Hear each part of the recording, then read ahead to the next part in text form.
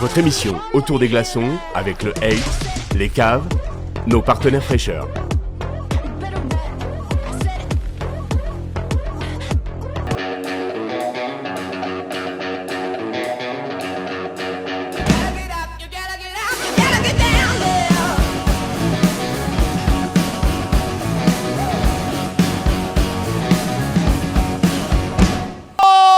C'est la numéro 8, c'est la toute dernière émission d'Autour des glaçons et on a fait la saison en entier. Salut tout le monde, ça va ? Salut. Ça va. Mais vous êtes en forme ? Non, pas du tout. Moyen, vous êtes triste, c'est la dernière, c'est ça en fait. De toute façon, je n'allais pas revenir, moi. Ah bon, de toute façon, c'était ta dernière. Ouais, espèce je de, suis pas espèce payé, de donc... Pierre Alain. Alors, Richard. Oui, c'est moi. Bonjour Richard, comment allez-vous ? Mais très bien.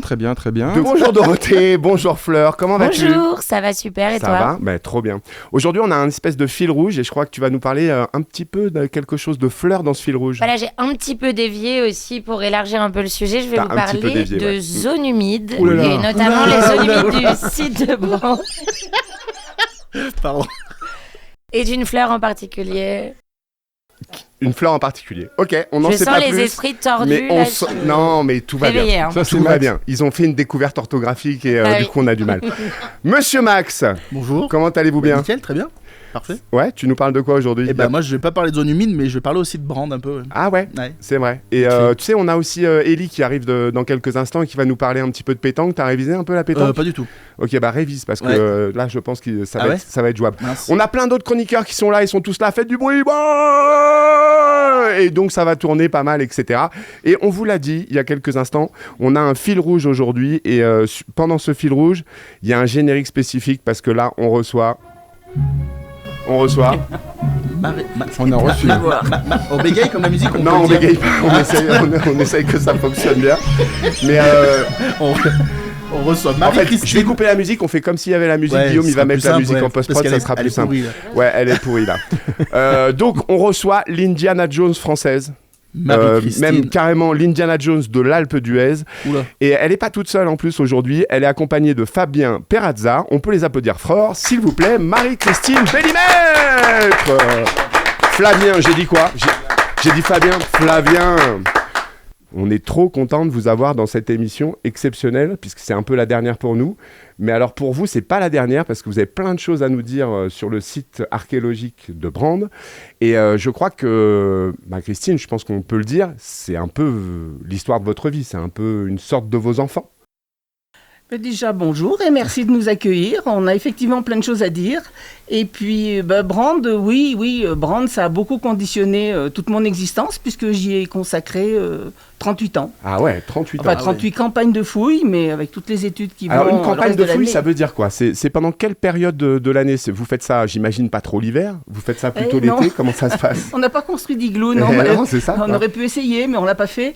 Non, en général, la campagne de fouilles commence vers la mi-juin, 15-20 juin, et puis ça se termine en septembre. Alors au début des premières campagnes, en 77-78, du siècle dernier. Ça va, madame, s'il vous plaît, un peu de respect pour les personnes qui sont nées dans ces années-là.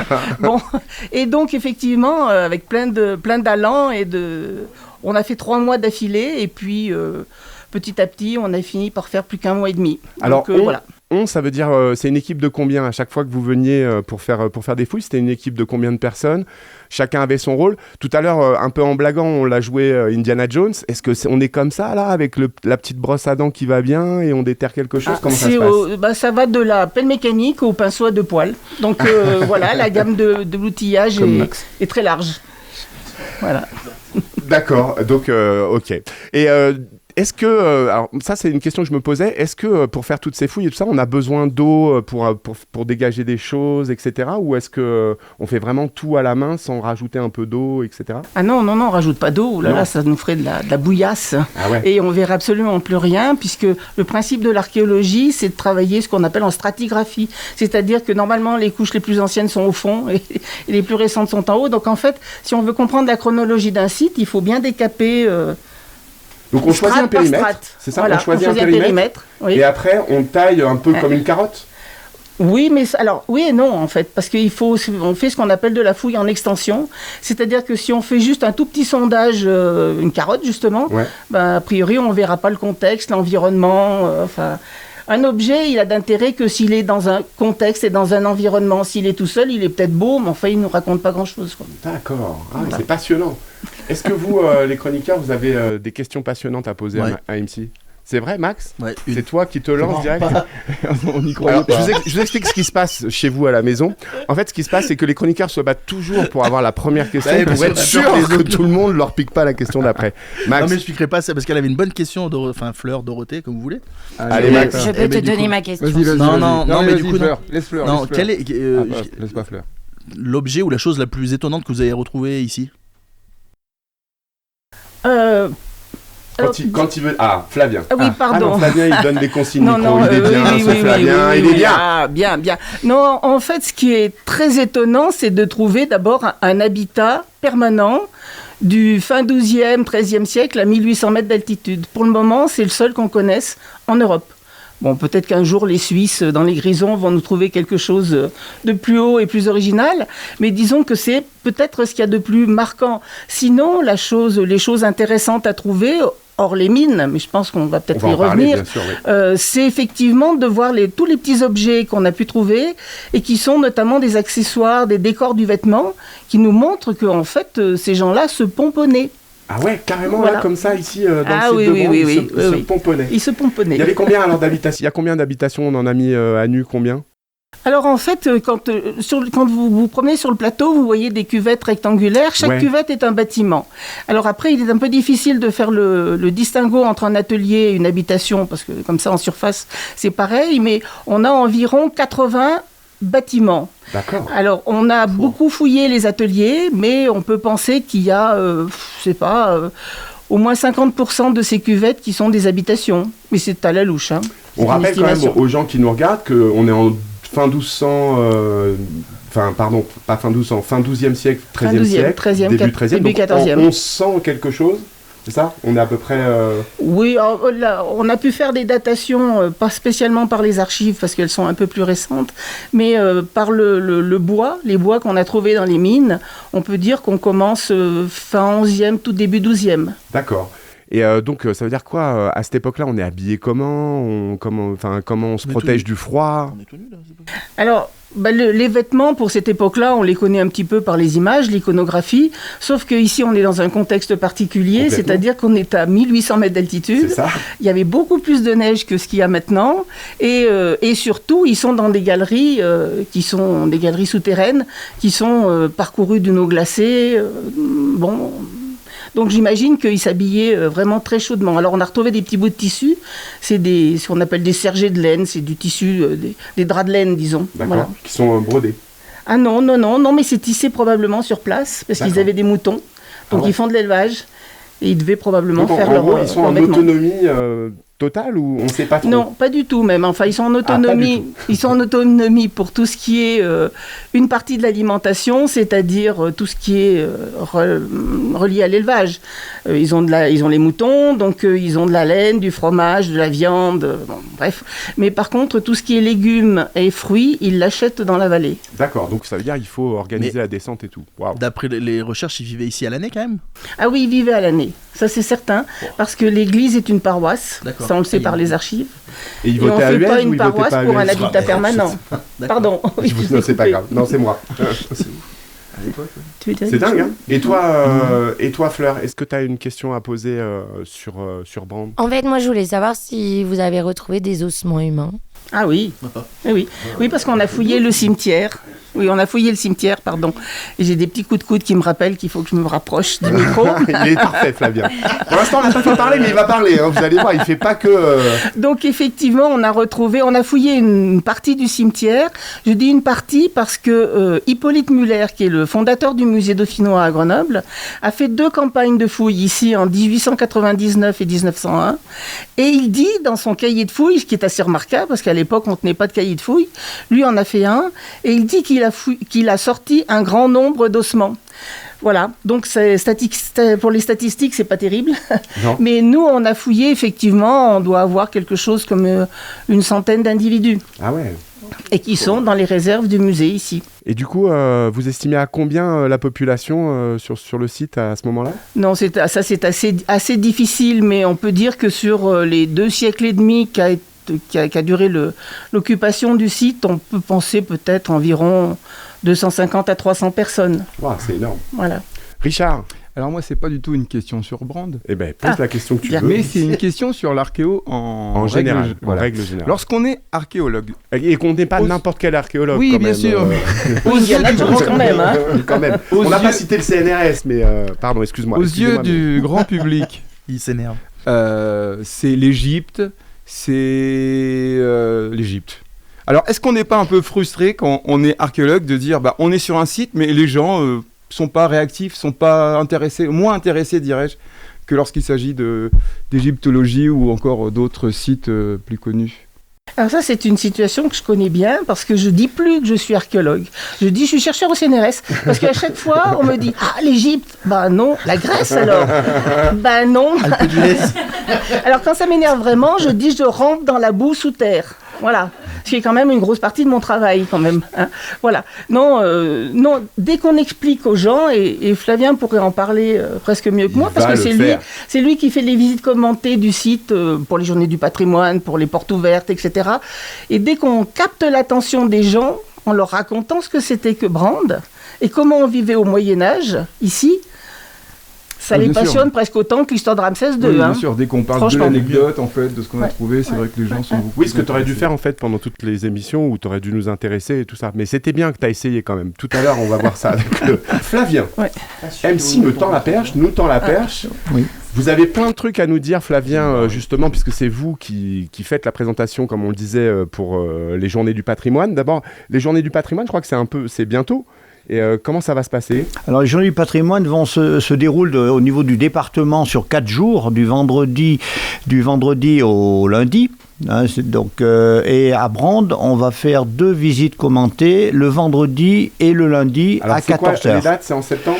C'est en septembre, c'est le week-end du 16, je crois. Vous savez quoi ? Je vais regarder. C'est du 15, 16 au 19, non ? C'est pas ça ? Oui, 16 Ouais, au 19, c'est donc ça, du voilà. 16 au Donc, 19. donc C'est 16 au le vendredi 16 et le lundi 19 à Brand, D'accord. donc à 14h.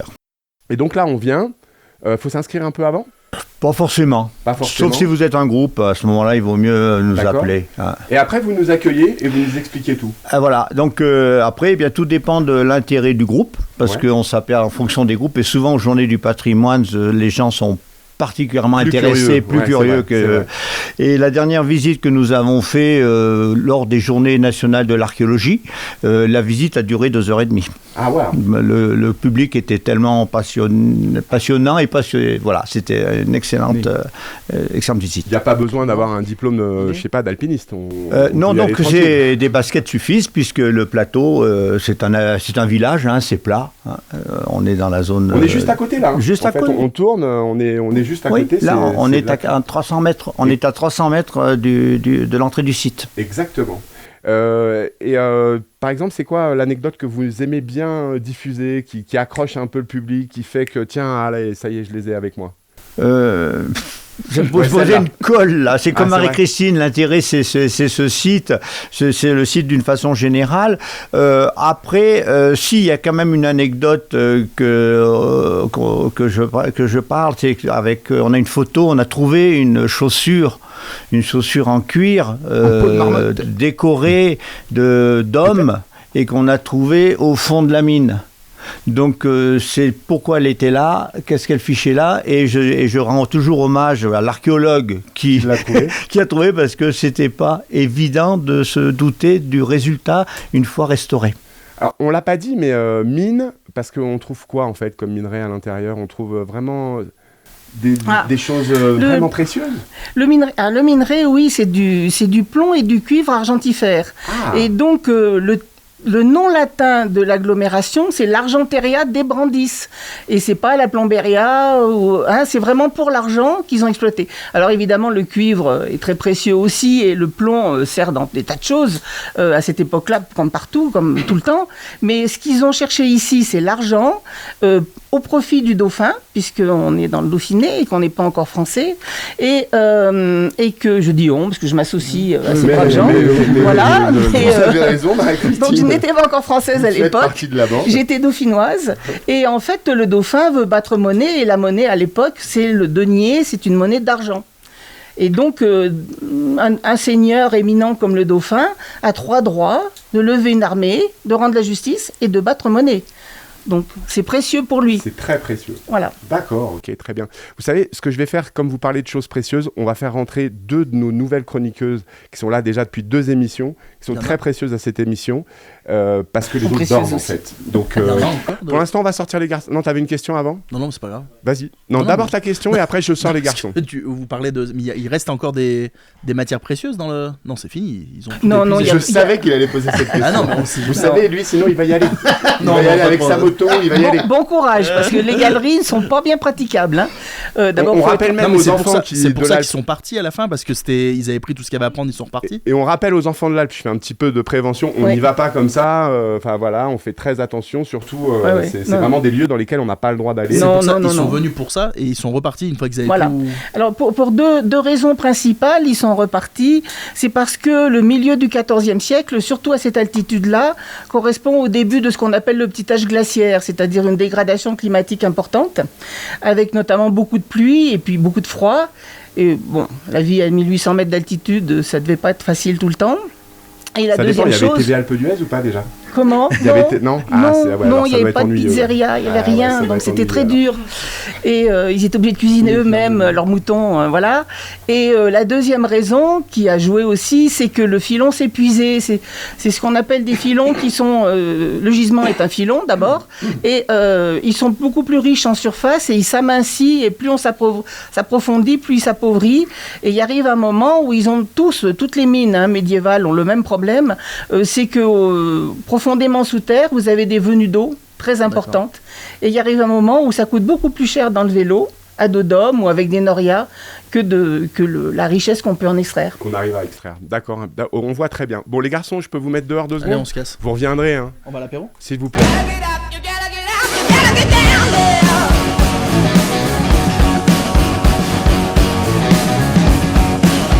Allez, c'est presque une nouvelle émission qui commence, puisqu'on a maintenant 2 nouvelles chroniqueuses qui nous ont rejoints. Salut Ophé. Salut. Ça va ? Très bien, merci. Ouais. Tu vas nous parler de quoi aujourd'hui ? Enfin, vous allez nous parler de quoi ? Moi, je crois que j'ai surtout beaucoup de questions pour MC. Bon, alors, je dis bonjour à Romane et je te laisse poser tes questions. Salut Romane. Salut. Comment ça va ? Ça va très bien. Ça marche un peu les représentations ? Il y a du monde Oui. Ça marche très bien. Ça marche très bien, vous êtes content de vous ? On a joué la semaine dernière, on a dû refuser des gens. Refuser des gens ? Mais c'est un truc de dingue. Bientôt on va faire ça à guichet fermé. Mais il faut faire 2 séances les unes après les autres ? Ouais, mais là on joue mardi à La Garde. À La Garde. Voilà. Ok, La Garde, c'est juste avant d'arriver dans le virage numéro... Celui-là. 5, bien. 16. Après le 5. 17. Ah oui, c'est l'inverse. Ouais, c'est l'inverse. On a fait dans le sens inverse. Bon, vous étiez là depuis le début, vous avez entendu, on a 2 invités prestigieux et vous m'avez dit, j'ai plein de questions. Au fait, c'est à toi de jouer. Oui. Bah, on va parler Via Ferrata aussi quand même. Hein. Oui. Accessoirement. Oui. On n'est pas venu. On fera revenir Max quand vous parlez Via Ferrata. Ah, bah oui, il s'y connaît. Je pense qu'il s'y connaît. D'accord. Je commence alors. Vas-y, je t'en prie. Eh ben, Marie-Christine, t'as parlé de Noria là, à l'instant, et je sais pas ce que c'est, déjà. Une noria, c'est un système qui est très ancien, on le trouve déjà dans l'Antiquité. Ça permet, c'est un système de petites poches, des outres qui peuvent être en pot, et qui tournent. Il y en a plein sur toute une grande roue. D'accord. Et on les charge d'eau et puis elles remontent, on vide l'eau et hop, ça redescend, on va chercher l'eau. Voilà, c'est un système qui existe dans l'agriculture. C'est un système d'écope en fait. D'écope, voilà, c'est exactement ça. Mais vous me demandez non, mais si c'est un problème de vocabulaire, madame du CNRS. J'avais pas le bon mot, mais c'est ça. Voilà. Du coup, moi j'ai une autre question. Vas-y.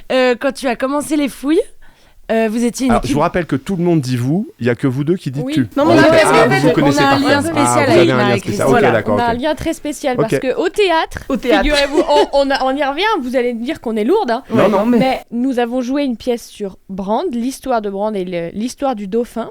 Et j'avais le rôle de MC.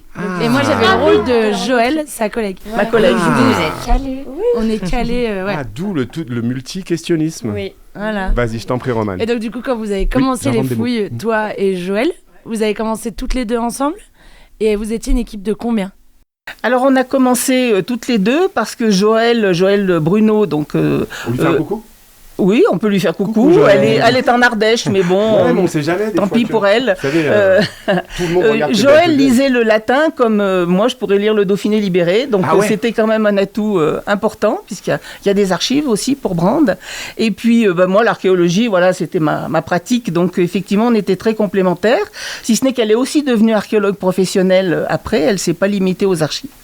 Et on était toutes les deux à diriger le chantier et l'équipe oscillait entre 25 et 30 personnes toutes les semaines. Et comment vous êtes arrivé à Brande ? Parce que du coup, c'est bien joli de faire une fouille, mais il faut bien commencer quelque part C'est ça, ou faut le avoir savoir. l'idée de se dire C'est ça. Alors, comment ça s'est fait au début. moi je m'intéressais au Moyen-Âge déjà, c'était un peu ma période, Milan quand même, ça Et vous mérite. êtes d'où ? Vous êtes de quelle région ? Ah, moi, de Grenoble. De Grenoble. Ah, D'accord. Oui, Grenoble. ça déjà, ça ouvre les portes. Et donc, effectivement, mais comme je viens de le dire, je lisais pas le latin très facilement. Et l'archéologie est un moyen d'aborder le Moyen-Âge à partir des sources matérielles. Voilà. Et il s'est trouvé qu'à la fac à Grenoble, où j'ai fait mes 3 premières années d'études, il y avait un enseignant, Henri Falquevert, et qui était un monsieur passionnant. Et c'est lui qui n'arrêtait pas de dire « il y a un site exceptionnel, il y a un site exceptionnel, un jour il faudra que quelqu'un s'y intéresse ». Et en voyage de fin d'année, on a été quelques privilégiés et on est venu avec lui à Brande. Et moi, j'ai eu un coup de foudre pour le site et pour le professeur. Et là, c'était parti. Voilà. Non, il était passionnant. Il était passionnant. Et il était très motivant, en fait.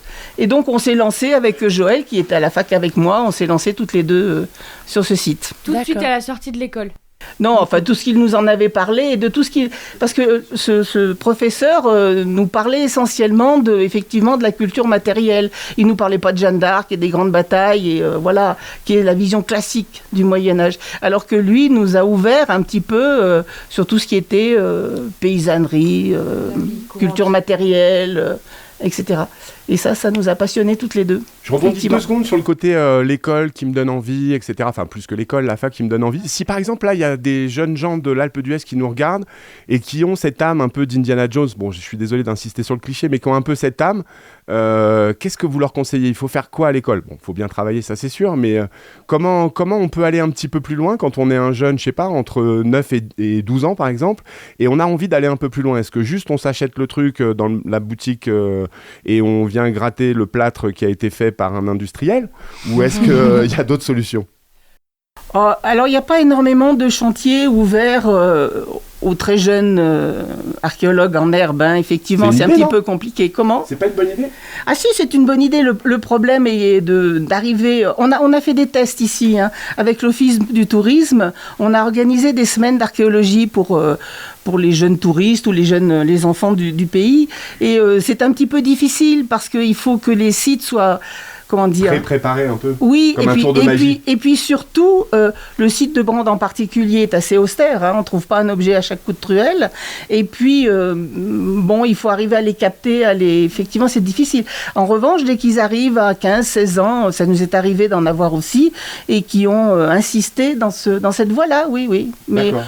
Est-ce que par exemple il y a d'autres chantiers prévus ici ou est-ce que définitivement les fouilles ont cessé alors les fouilles se sont arrêtées ici en 2015 parce que il arrive un moment où, vous savez, on fonctionne avec des crédits publics, des subventions, et donc on doit rendre forcément au public ce qui nous a permis de faire.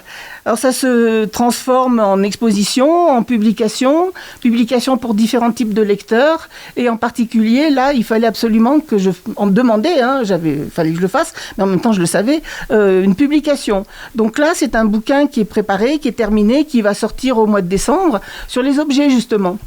Voilà, et remis dans leur contexte. Donc c'est un peu ça le deal voilà. avec l'État. C'est vous faites des fouilles, oui. mais il faut produire. En général, c'est comme ça. Et en particulier quand on est au CNRS, pas que au CNRS, mais notamment parce que chaque laboratoire est jugé et a donc des crédits en fonction. Je rentre un peu dans la cuisine interne, mais c'est intéressant. Le laboratoire auquel on est, enfin moi je suis rattaché en particulier, qui est à Aix-en-Provence, aura ses crédits en fonction de la visibilité de ce qu'il produit. De l'abstract, Voilà. de tout ce qui a été produit. De préférence en langue anglaise. Yeah, ce qui est, parce que voilà, donc, okay. ce qui est un vrai gros souci pour les chercheurs français qui maîtrisent très mal l'anglais, surtout dans les sciences humaines. Et voilà, moi j'ai travaillé ces dernières années à différentes publications et notamment à la publication du corpus des objets trouvés à Brande. Alors l'idée maintenant, pour répondre plus précisément à votre question, c'est que on va faire maintenant plus des campagnes d'analyse, plus des gros chantiers à 25 personnes, mais pour essayer de mieux comprendre l'évolution du climat. Surtout qu'on aborde le petit âge glaciaire, hein, comme je l'ai dit. Quelle est la pollution ? Parce que l'abattage du minerai se faisait par le feu, qui est une technique qui est très polluante. Alors c'est une pollution limitée, hein, spatialement, c'est plus comme les grandes usines, voilà.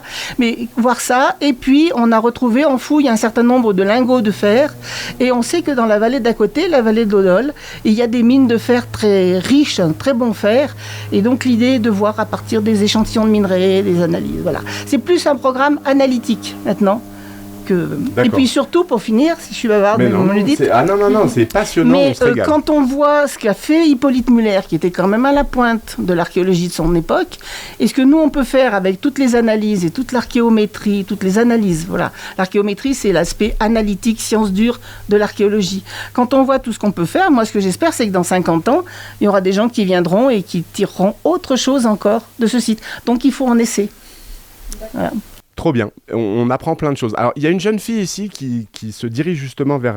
elle est dans la salle et elle a une question à vous poser. Louan, tu peux venir nous rejoindre? On l'applaudit fort, viens nous voir. Tu viens te mettre là. Alors, Louan, tu nous as rejoint parce que tu avais une question super importante, puis ça te plaît. Je crois que l'archéologie, c'est ce vers quoi tu te diriges. Alors, vas-y, dis-nous, qu'est-ce que tu voulais demander à MC ou à Flavien ou les deux?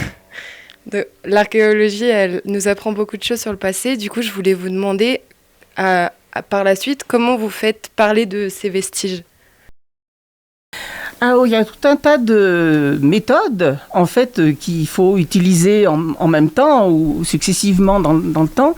C'est d'abord comprendre la chronologie du site. Alors ça, on peut la comprendre par la nature des objets, parce qu'il y a des typologies. Hein. Une boucle de ceinture du XIIe n'est pas pareille qu'une boucle de ceinture du XVIe ou siècle. Donc voilà, déjà l'objet lui-même nous renseigne.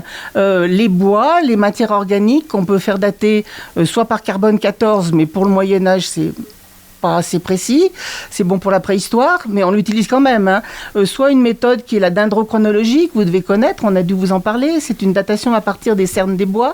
Hein, voilà, donc là c'est très précis.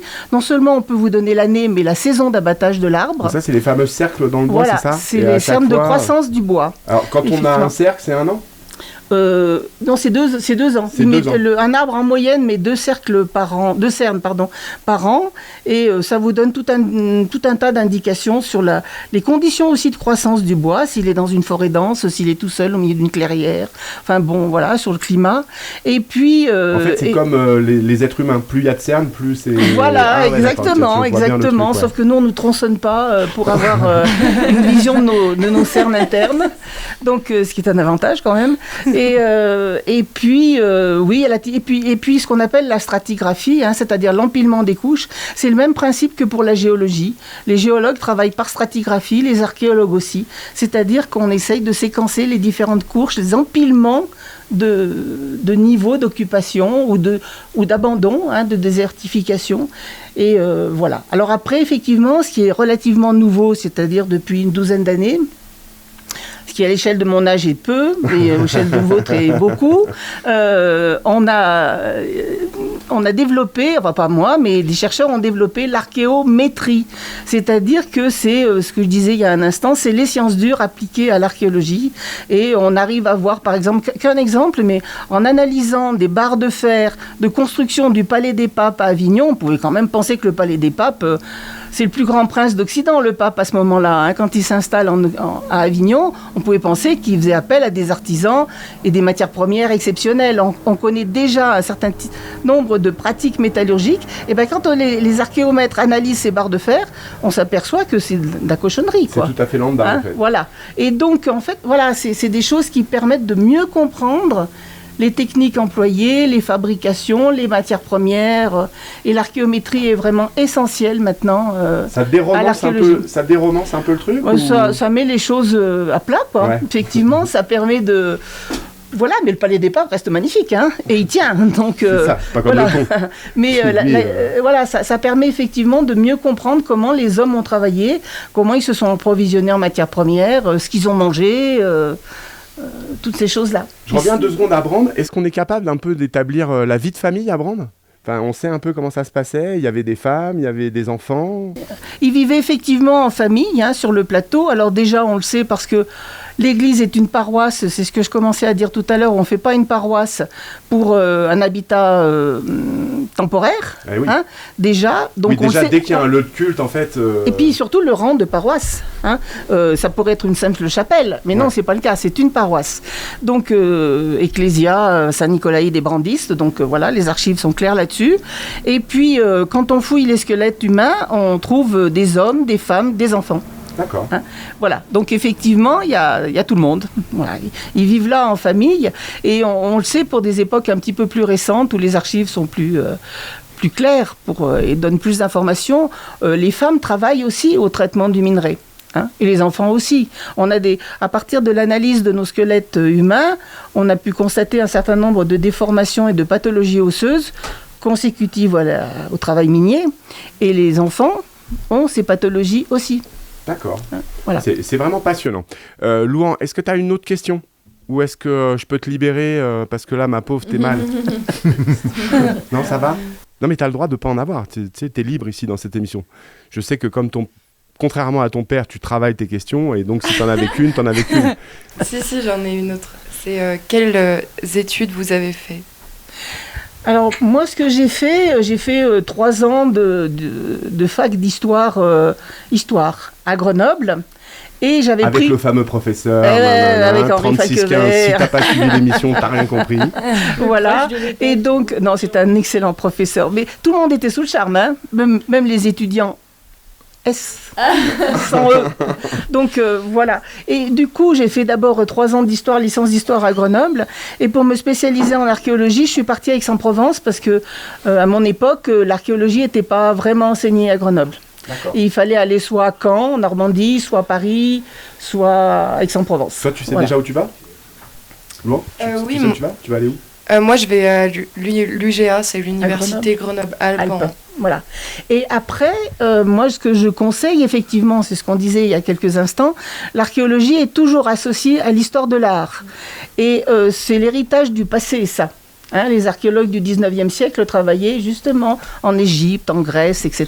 Maintenant, il faut travailler sur les ordinateurs. Voilà. Et donc maintenant, je pense que l'archéologie est une science annexe de l'histoire. Alors tous mes collègues archéologues ne sont pas d'accord, non, l'archéologie est une science en soi.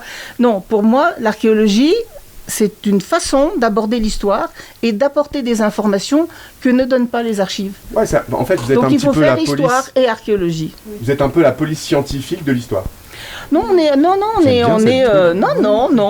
Elle n'est pas d'accord, mais moi j'aimais bien le truc. Bon, on apporte des informations complémentaires aux archives. D'accord. Et même les historiens purs et durs, c'est-à-dire les historiens des textes, maintenant nous invitent à leur colloque. Ce qui quand même constitue un pas de géant. Voilà. Hein, voilà. Ok, bah ça c'est impec. Je te libère, Louan ? Oui, Hein, merci beaucoup. Merci d'être venu nous voir, t'es trop mignonne. Pose-nous ça là, machin, tout ça. Et j'ai plein d'autres questions qui fusent sur ma gauche. Qui prend la main ? Il y a Richard qui nous fait des grands signes, qui nous dit qu'on n'est pas assez drôle là-bas, là. Mais Ouais, on ouais. entend le sujet. Ah non, moi je suis pas drôle, je suis désolée. On Mais... voit les paroles de Marie. J'ai jamais été drôle. C'est méga intéressant. Mais carrément. C'est, Non mais ce gars est triste à Oui, pleurer. moi j'ai une question. On sait qu'à cette période-là, à Bourdoisin, c'était un lac qui s'appelait le lac Saint-Laurent. Ah, on va y revenir dans 2 Est-ce que tu peux secondes. nous en dire un petit peu plus? Ah bah comme ça j'ai introduit dans... Et disons que le lac Saint-Laurent, effectivement, il y a eu un premier lac qui s'est formé au moment de la fusion du glacier de la Romanche. On ne sait pas exactement quand, parce qu'il n'y a pas d'éléments pour donner une chronologie de cette fonte du glacier de la Romanche. Mais c'est un premier lac qui s'est constitué depuis la confluence du Vénéon avec la Romanche et qui allait en aval, au-delà de la moraine des Clos, enfin très en aval quand même, bien après le monument des FFI, dans la On vallée, voit bien. et qui remontait un peu dans la vallée de l'Odol.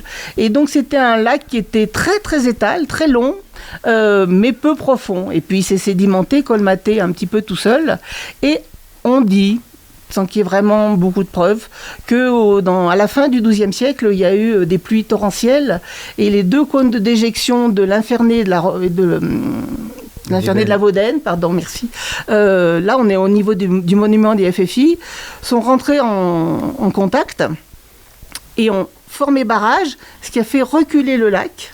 Donc il était moins grand en surface, mais beaucoup plus profond. Et donc en 1219, effectivement, le barrage a claqué. Et ça a été une vague d'eau très importante déluge de qui a en grande partie détruit tout ce qui était construction en bois à Grenoble. Oui. Voilà. D'accord, passionnant. Merci. Alors, on va rester dans zone humide. On va donner la parole à Merci, Dorothée. On va rester en zone humide, donc. On va donner la parole à Dorothée Ça fait beaucoup rire les personnes. Mais oui, mais les gens sont étranges dans cette prévisibles. émission. Trop prévisible, exactement. Exactement. Elle a fait l'effort aussi d'aller sur le site de Brande pour voir ce qui se passait au niveau de la faune, au niveau de la flore. Et on a quelques images qui ont été tournées, mais Dorothée, vous avez la main fleur. Voilà, maintenant c'est plus Dorofleur. Non. C'est terminé. Non. Maintenant je commençais seulement à m'y habituer, mais bon. Vas-y, Dorofleur. C'est pour ça. Du coup, quand on est sur le site archéologique de Brande, si on continue un petit peu la balade, on arrive donc dans ce qu'on appelle une zone humide. Donc ici, plus particulièrement, une tourbière. C'est une zone remplie d'eau, colonisée par la végétation.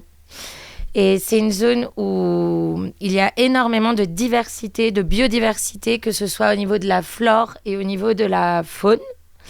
Donc les zones humides, elles ont plusieurs plusieurs utilités, on va dire. La première déjà, c'est une éponge naturelle, on va dire. Éponge naturelle, c'est-à-dire qu'à la fonte des neiges, quand il y a des gros débits d'eau, elles vont emmagasiner, stocker un petit peu l'eau. Ensuite, c'est un petit peu comme les reins de la terre, donc elles vont filtrer l'eau à l'aide de tous les microbactéries, de toute la végétation présente. Et libérer ensuite l'eau dans les périodes un peu plus de sécheresse. Elles vont redispatcher l'eau progressivement. C'est vrai que et même l'eau cet sera été qui a été purifiée. bien sec, là-bas, on avait toujours encore. pour alimenter un petit peu. Donc là-bas, particulièrement à Brande, on trouve une fleur qui s'appelle la grossette commune et c'est une fleur carnivore. Waouh, c'est pour ça qu'elle est grossette? Non. Donc peut-être que vous verrez une image, c'est une fleur violette avec les feuilles un petit peu en étoile et c'est une fleur carnivore parce qu'elle pousse donc dans un sol très acide où il manque de certains nutriments. Donc pour trouver ces nutriments, cette fleur va capturer des insectes et ensuite digérer et se servir de ça pour avoir des nutriments. Que des insectes. Si je me balade avec mon chien, il n'y a craint rien. Aucun risque. Elle a été aperçue ici. Également, donc, pour revenir plus à la faune, on a les grenouilles rousses, le triton alpestre et aussi des espèces de libellules. Donc, tous les amphibiens, d'abord, les tritons, les grenouilles, ça pondent leurs œufs au printemps. Malgré que les printemps peuvent être assez frais ici, l'eau, elle est quand même plutôt chaude parce qu'elle est très peu profonde et du coup... elle stagne un peu, elle prend chaque chaleur, d'accord. Les œufs se développent ici. Et donc ensuite, ce sont des zones qui sont vraiment protégées parce que depuis une centaine d'années, on a perdu 70% de zones humides en France, par exemple. Et donc, elles sont vraiment protégées. Il y a même des balades organisées ici pour sensibiliser la population. C'est ça, on rappelle qu'on ne cueille pas sur place. Enfin, on l'a dit tout l'été, mais on ne cueille pas sur place. Et... Quand on voit une libellule, on fait pas, non. On ne fait pas la plante carnivore. La plante carnivore. Vous pouvez voir dans le reportage, d'ailleurs, la personne vous explique...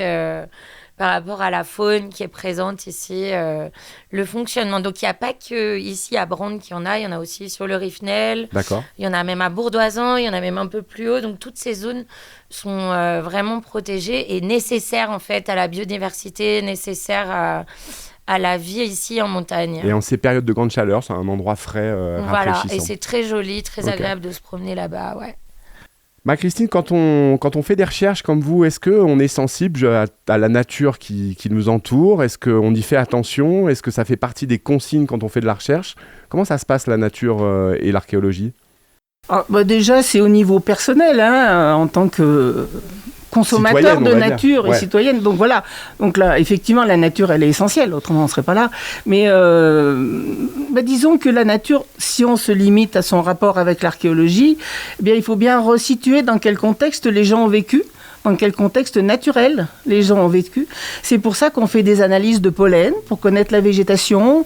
On analyse ce que les gens ont mangé, les graines, les résidus, voilà, les noyaux de fruits. Enfin, donc c'est une façon d'aborder la nature, notamment les pollens d'arbres, pour savoir s'il y a eu une végétation arbustive ici ou pas, ou à Est-ce quelle qu'il y en a eu époque. Et non. Non, d'après ce que nous disent les spécialistes de l'Antiquité, et nous on avait fait des sondages dans la fameuse tourbière qui à l'époque était en plus mauvais état que ce qu'elle n'est maintenant. Hein. Donc en fait c'est une tourbière qui se serait formée autour du 1er siècle avant-après. Et qui... Avant, après. JC, oui, ou avant notre ère, ça dépend, voilà, avant Jean-Claude, donc bref. Et du coup, c'est une période de déforestation importante, et donc cette déforestation a perduré notamment au Moyen-Âge, hein, voilà. Alors que maintenant, les arbres reviennent à grande vitesse. Quand on a commencé à fouiller, là, ici, en 77, sur le rocher Saint-Nicolas, où il y a l'église et la fortification, il n'y avait pas d'arbres. Alors que maintenant, il y en a pas mal. Bah c'est super intéressant. Je crois qu'on a bien fait le tour maintenant du site archéologique de Je Brande. peux poser une question, rien à voir. Vas-y, pose une question, rien à voir. Quelles sont les pierres de votre collier? Mais alors, rien à voir. C'est de l'émeraude. C'est de l'émeraude, excusez-moi. De madame. Brande. C'est de L'émeraude l'émeraude de de Brande. Brande, c'est bien connu. Mais autrement, l'épidote ressemble un peu à ça, hein, donc voilà. Flavien, on refait un petit rappel pour les gens, comment ça va se passer, et puis surtout bien redonner les dates qu'on a déterminées tout à l'heure, et ce qu'il ne faut pas manquer en fait pendant les journées du patrimoine à l'Alpe d'Huez. Alors à l'Alpe d'Huez, donc il y a effectivement le site de Brande, on a évoqué, donc c'est le vendredi et le lundi à 14h. Et ne pas oublier non plus que le Brande, il n'y a pas que Brande à l'Alpe d'Huez, il y a aussi Notre-Dame-des-Neiges, exact. Donc qui fait une visite, j'ai pas l'heure en tête, mais le dimanche. Bah, vous consultez tout sur le site internet. Et vous avez également le musée, bien sûr, puisque qui a fait Pont-Neuve, qui fait Pont-Neuve et qui sera ouvert le samedi. Là aussi, à vérifier les horaires. Flavien, il n'ose pas le dire, mais quand il dit sera ouvert, c'est en fait, ça vous est offert. Hein, vous pouvez y aller comme ça, simplement. Voilà. Donc, à vérifier sur les sites, pour ce qui concerne l'Alpe d'Huez, donc avec 4 manifestations sur les 4 jours des portes ouvertes, des journées du patrimoine. Et merci à tous les deux d'être venus nous voir. J'espère que vous avez passé un... Moi, j'aimerais bien qu'on parle de la centrale des Vernes. Alors, parlons, dites-moi. Quand on reste dans l'eau. Donc il faut ça. Alors je prends un peu la Flavien. parole. Flavien. Donc il faut savoir quand même qu'en Oisan, combien de musées en Oisan ou d'espace pour le public. C'est un quiz. C'est un quiz. Alors, un quiz. Combien de musées en Oisan? Alors attends. C'est un mec qui a dur. Bon, alors je donne la réponse. 10. 10 musées en 10. Oisan. Et ces 10 musées ont créé une association. Max le savait. Il y a plus de 20 ans. Il en est à 9. Il y a plus de 20 ans, donc qui s'appelle les richesses culturelles de l'Oisan. Donc, l'Oisan a 3 sites remarquables. Donc, Brande, on l'a évoqué, c'est monument historique. Vous avez la porte romaine de Bons, qui est inscrite, je crois, au titre des monuments historiques. Et vous avez, ce dont je vais vous parler, la centrale hydroélectrique des Vernes, qui est à Livet. Donc c'est une centrale centenaire, elle a été mise en service en 1918 et elle s'est arrêtée en 2020 suite à la nouvelle usine Gavet-Romanche et qui est classée au titre des monuments historiques depuis 1994. Alors, qu'est-ce qu'on y voit dans cette centrale? On peut la visiter? Alors, pour la visiter, donc actuellement, elle est dans un système un peu provisoire, puisque EDF est parti, et que le bâtiment est maintenant... Alors, il n'est pas parti de mon portefeuille, EDF. Il continue à participer un peu, il met un peu des sous. Il met encore un peu des sous. Et donc, la communauté de communes de l'Oisan nous a demandé d'ouvrir la centrale au public. Donc c'est ce qui se fait. Donc là par contre c'est sur inscription obligatoire. Et puis elle sera ouverte donc pour les journées du patrimoine le samedi et le dimanche après-midi. D'accord, toujours sur ce week-end du sel. Voilà. Et elle sera ouverte aussi un peu plus tard pour la fête de la science. Et c'est Donc, toi qui fais les visites? Non, donc on a plusieurs guides. Donc l'été c'est une guide professionnelle. Enfin donc tous les guides on va dire sont professionnels, Oui, mais parce que c'est c'est le pas métier officiel. Et sinon hors été c'est souvent Marie-Christine qui On a le droit d'avoir Marie-Christine carrément. Plusieurs casquettes. Voilà, mais la Tu vas classe. avoir On peut réserver Marie-Christine. Marie-Christine ou pas? Ouais. Est-ce Vas-y, qu'on moi, peut je veux réserver que Marie-Christine. Marie-Christine? Ah non, ça se négocie ça. Ah, mais tu vois, Je fais son impresario, je suis son impresario, voilà. On a vu que t'étais tout pour Voilà. Marie-Christine. Alors, et la question, c'était ce qu'on y voit. C'était pas le Donc, il faut professeur savoir que c'est un bâtiment, et c'est un monument historique, c'est tout à fait remarquable, parce que on raconte tout ça donc lors de la visite. 1918, c'est la guerre. C'est vrai. La Grande Guerre. C'est vrai. Et c'est un bâtiment avec de l'architecture. C'est un bâtiment remarquable. Il est magnifique, Ce n'est ce pas bâtiment. c'est pas un grand cube avec à l'intérieur des Ouais. turbines. Hein. Il faut le voir. Hein. On le devine déjà quand on passe C'est sur quoi, c'est la un route. peu art déco? Mais comment il est plutôt Non, c'est plutôt Art Nouveau. Art nouveau. Art Nouveau, Voilà. oui. Et à très joli. l'intérieur, vous avez des installations, donc les conduites forcées, les turbines, les alternateurs, qui ont 100 ans. Mais ça, c'est bien la signature de Keller de faire des choses utiles mais jolies. Plus l'hôtel met les références, Voilà. Keller et tout. Oui, Vas-y, donc continue.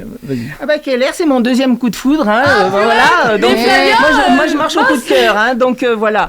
Et ben c'est le troisième. Hein, donc voilà. Et en fait, Charles Albert Keller, c'est un Lorrain attrapé. qui est venu ici en 1902, enfin dans la vallée, pour le premier congrès de la houille blanche, donc de l'hydroélectricité. Et dit-il, il a eu le coup de foudre pour la vallée de l'Ivée-Gavé. On lui laisse la responsabilité de ce qu'il dit, parce que quand même. Ah, donc toi, c'était Elle les était- hommes et lui, c'était une vallée. Voilà, lui c'était une D'accord. vallée. Ah ouais, Et non, donc mais- il est venu s'installer Il a dit que là, c'était et pas comme très c'était loin. un ingénieur de génie, il a développé beaucoup d'industries. Et surtout, il avait une idée qui était novatrice pour l'époque, c'était ce que vous disiez il y a un instant, il a voulu montrer que tourisme et industrie étaient conciliables. Et donc il a fait du beau. Donc cette centrale. Et alors il a quand même utilisé les prisonniers de guerre allemands pour la construire. Ah Pas oui, que, bah oui. mais voilà. Bon, bah on voilà. était en temps Non, de c'est guerre. un détail, On était un en temps de détail. guerre. Il Mais était sur place. voilà. Alors il l'a faite pour effectivement accroître la production d'obus, sauf que quand elle a été inaugurée en septembre 1918, la guerre était finie. Eh ouais. Ah, nickel. Voilà, mais il a recyclé très vite sa production d'électricité pour l'éclairage de la ville de Grenoble. Ok. D'ailleurs, Voilà. là-dessus, je rebondis, il y a un spectacle qui a été fait par Encore la compagnie. Oui, mais moi, j'en faisais partie, mais en tant que danseuse, où on faisait. Ah, ça veut dire que tu te tais quand t'es danseuse? Ouais, j'arrête de Et parler. moi, ouais. je veux te voir en danseuse. Par la compagnie Accourt, qui est une compagnie. Tu l'as vu, Marie-Christine? On a un peu contribué au scénario, mais très peu, juste Ah. pour la centrale. Quoi. Elle est partout, MC. Elle est partout, MC. Et donc voilà, c'était très intéressant. Et C'est le ça a privilège de l'âge, retracé, ça. l'histoire de la Romanche et de ses centrales. Très intéressant. Cette fois, on peut Voilà. conclure? Ouais, On peut. Ah, alors très bien. Bon, vraiment, en tout cas, ça nous fait vraiment plaisir. Là, très sincèrement, on est super content d'avoir passé du temps avec vous. On espère avoir expliqué plein de choses, un peu peut-être vulgarisées, mais c'est pas grave. Il faut, ça fait du bien et ça fait partie des choses. Et ben, on espère vous revoir, Flavien, en allant faire nos découvertes du site de Brande avec tous vos commentaires avisés. Et MC, on sait pas parce qu'elle est partout. Peut-être au Free ce soir ou au Zoo, ou bien encore au Cap. Enfin, on sait pas, mais on peut retrouver MC partout. Merci beaucoup à tous, à tous les deux, et on vous embrasse bien fort et on vous applaudit. Merci. Merci à vous.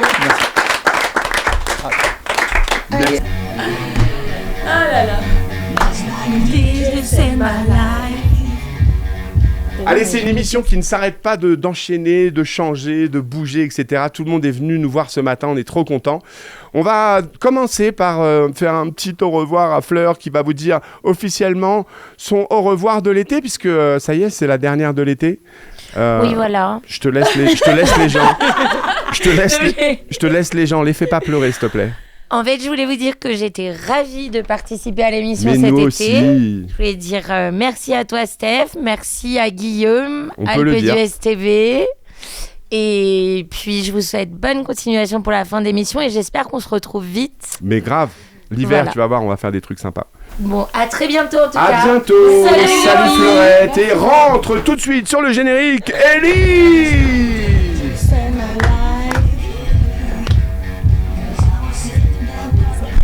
Il y a beaucoup de notes.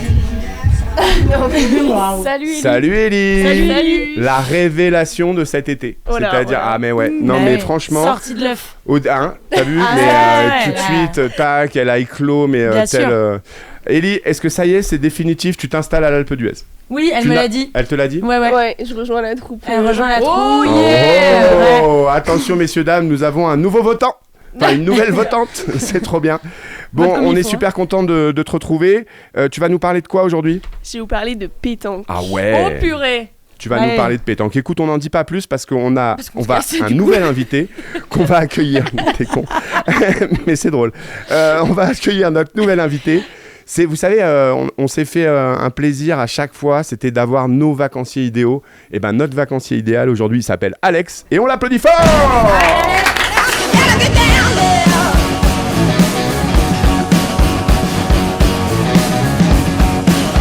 Est-ce que t'es bien installé, Alex? Est-ce que tout va bien? Je suis super bien T'es installé. super bien installé. Alex, on est tellement content de t'avoir.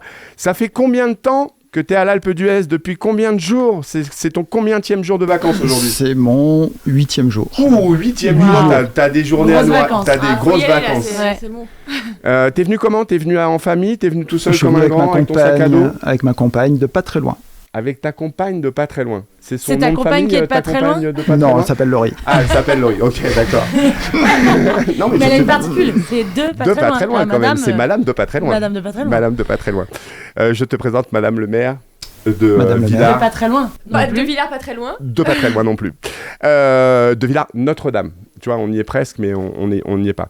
Je vais te laisser tout de suite entre les mains de ces trois jeunes femmes parce qu'elles ont plein de questions à te poser. Elles veulent savoir comment on fait quand on est un vacancier à l'Alpe d'Huez, ce qui se passe.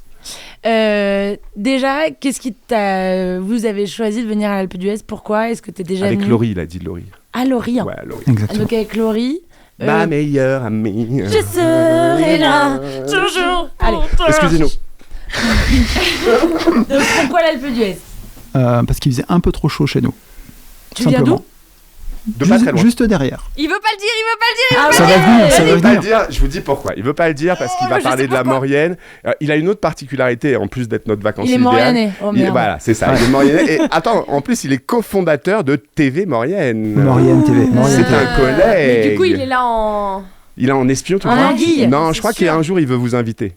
Pour Je que vais vous parliez inviter. Et oui, je suis un peu, Ah. un peu comme MC qu'on a vu tout à l'heure, un peu Indiana Jones. Je me balade, Il cherche. j'observe, je Il regarde. cherche des talents, les filles. On peut ok. pas le virer tout de suite juste parce qu'il est Mauriennais, quoi. Non, il cherche des talents, les filles. C'est des gens qui font du On te théâtre, garde. des gens qui s'installent nouvellement à l'Alpe d'Huez. Enfin, il Ah. cherche des talents, le gars. Bien. Alors donc on peut voilà pourquoi. Allez, c'est un ça, date, quoi. Voilà, ça c'est Très bien. voilà, c'est un petit peu ça. Non, mais du Euh, coup, t'es venu à l'Alpe d'Huez parce qu'il y a TV Alpe d'Huez. Non, simplement parce que la canicule qu'on a eue les derniers jours, c'était quand même pas très supportable par chez nous. Mhm. Donc on est venu au frais, tout simplement. Et ça marche. Et ça marche super bien. C'est vrai, hein, on est bien frais. Là, on est plus qu'au frais, on Voilà, est même ouais. quasi presque dans le noir. Non, ça marche Bon, super t'as bien. fait quoi comme activité? Dis-nous un peu. Par exemple, une journée type. Un matin, tu te lèves plutôt tôt, plutôt tard. C'est vraiment les vacances. Tu vas te balader, tu vas faire le site de Non. Brande, tu fais du sport, tu fais quoi? C'était assez simple, c'était remontée mécanique. Alors je commençais un peu à les connaître, des MC1, des MC2, et selon la température de la journée, une randonnée, et après repos l'après-midi, et voilà. Repos l'après-midi. Ok. Et le soir, un peu de sortie, un peu de. Non, Non repos Oh. total. Et t'as été un peu au Palais des Sports? T'as été profiter de quelques activités? Bien sûr, je suis allé visiter. Ouais. T'as été visiter le Palais des Sports? Oui, je suis allé Waouh, visiter. le gars, il a visité Ah le oui, Palais j'ai des Non, Sports. non, c'est un endroit où on fait des choses. Hein. Exactement, non, mais je suis allé visiter pour voir un peu l'ambiance, voir, j'ai vu, il y a un couloir, il y a les cadres avec toutes les photos des artistes qui sont Hall passés. of Flame. Le Hall of Fame, voilà. Fame. de- Ouais, Ah Flame, oui. Flame, Il y a aussi Flame, il y a c'est aussi les Ellie le photos matin.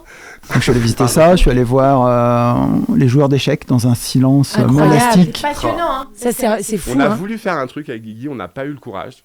Dites-nous, tiens. Ah, la faire... chenille. Non, alors la chenille, ils ont dit non. On a été voir JB parce qu'on avait promis la semaine dernière, on recevait l'organisateur des échecs et on avait dit à JB, vous êtes 1000, on aimerait faire une grande chenille, machin, tout ça. Il m'a dit, viens mardi. J'y étais le mardi soir. Il m'a dit, je le sens pas, tout ça. Bon, donc on l'a pas fait. Mais avec Guigui, on a eu une idée, mais dites-nous si on a eu tort ou si on a eu raison. Parce que peut-être ils viennent l'année prochaine. Et si vous nous dites qu'il fallait le faire, on le fera l'année prochaine. Ouais, mais ça sera plus une surprise. Bon, c'est pas grave. En fait, on voulait faire une caméra cachée. Tu sais, on voulait se déguiser, tu vois. Par exemple, toi, on voulait te déguiser en cavalier sur un poney, un vrai, tu vois. Tac. Toi, on voulait te déguiser en C'est pas reine. une bonne idée. En reine. Ouais, en reine. Ouais. Et Ellie et moi, par exemple, on était en fou, tu vois, le fou noir, le fou blanc, tac, et on se déplaçait dans la salle comme les pièces, tu vois, mais sans faire de bruit. Ah, drôle. Est-ce que c'était jouable Très bonne idée. Est-ce qu'on aurait dû faire ça? Ah ouais. Tu vois, Guigui, on a raté le truc. Très On bonne aurait idée. vraiment dû le faire. Manquer les déguisements. Parce que... Non, on a tout. On a les chevaux, on a tout. Ah ouais? Mais ouais, on a tout. Ah, purée. Ah, c'est génial. Non, il faut le faire. On le fait l'année prochaine? Oui, oui, oui. Bon, puis il faut trouver une idée pour le bridge aussi. Il faut leur faire un truc pour le bridge. Genre, on vient en dentiste. On se déguise en vieux. Ouais, non, ok, cette Ah vanne oui, est bridge, cette pas mal. bridge. Non, mais je sais, cette vanne est pourrie. Non, elle était pas Bon, bref, c'était juste pour vous expliquer ce qui a failli se passer. Mais pour l'instant, nous avons Alex. Et moi, j'aimerais que vous alliez le chercher un petit peu sur sa vie, tu vois, son goût pour la nature. Allez le chercher. Ok. Alex. Ok, Alex. Eh ben alors, on Non, va mais- laisser. Non, vas-y. Ben, je sais pas, pour se rafraîchir, je sais que nous on est allé faire une Via Ferrata. Est-ce que t'as fait ça Non, ici, on n'a à pas fait du l'endroit Ferrata. C'était surtout des Ouais, il y en a balades, pas. lac blanc, lac de Phare, Ouais. tous Ah ouais. cet endroit un peu lunaire, on se croit sur Voilà. Mars un peu. C'est magnifique. Alors, t'as pas fait de Via Ferrata? Mais Non. tu sais qu'on a les spécialistes de la Via Ferrata ici sur ce plateau? Je crois qu'il était sur le canapé tout à l'heure. Alors non. Alors Max, Il est parti du coup. il est parti. Bon, mais il va revenir. Elles sont là. Elles ont fait. Il est là. Salut Max. Ça va? On va parler Via Ferrata. Ça te concerne. Installe-toi là parce qu'on sait jamais. Des fois qu'on ait besoin d'un conseiller technique. Voilà. Les filles, expliquez-nous. Vous avez fait que pour nous. C'est-à-dire Ouais. que juste pour l'émission, vous allez été tester la Via Ferrata. Laquelle? Où? Avec qui? C'est ça. Vas-y, dis-moi. Et ben, on cherchait un moyen pareil de se mettre au frais un petit peu. Ouais. Et on sait que du côté de Vaujany, il y a une Via Ferrata le long de la cascade de la Phare. Alors c'est quoi? C'est les guides de Loisan qui gèrent cette partie-là ou pas du tout? Alors il y J'ai a, peut-être il y dit a- une bêtise, il y a j'espère plein pas. de moyens de faire ça. On peut faire ça tout seul et aller louer notre matos dans un magasin. Ouais, non, mais parce voilà. que vous êtes sportive et tout Aguerri, ça, mais etc. genre Mais Max et moi on y va, sinon- on peut pas. Si. Toi, je sais pas, Max, non.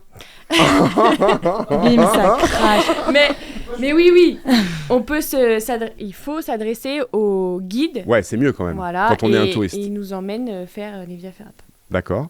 Alors Via Ferrata, c'est quoi? C'est de l'escalade? C'est dans l'eau? Parce que tu me dis Alors- rafraîchissant, il se passe quoi? Alors en fait, il s'avère que cette Via Ferrata, on longe la cascade de la Phare. Ah. Et donc elle est hyper sympa parce que là en plus il y avait un peu du vent hier, Genre on avait un brumisateur. brumisateur Ah ouais, trop géant, classe. c'était vraiment génial. Après vous avez la Via Ferrata à l'Alpe d'Huez qui amène justement sur le site de Brande. Mais Incroyable. comme on est raccord Tout se aujourd'hui. recoupe. Il y a plein de Via Ferrata en Oisan qui sont absolument magnifiques. Il y en a une au-dessus de Saint-Christophe en Oisan. En fait, il faut du matériel particulier, il faut un baudrier, il faut des longes spécifiques à la Via Ferrata. Donc, c'est pas donné à n'importe qui, il faut avoir le matériel.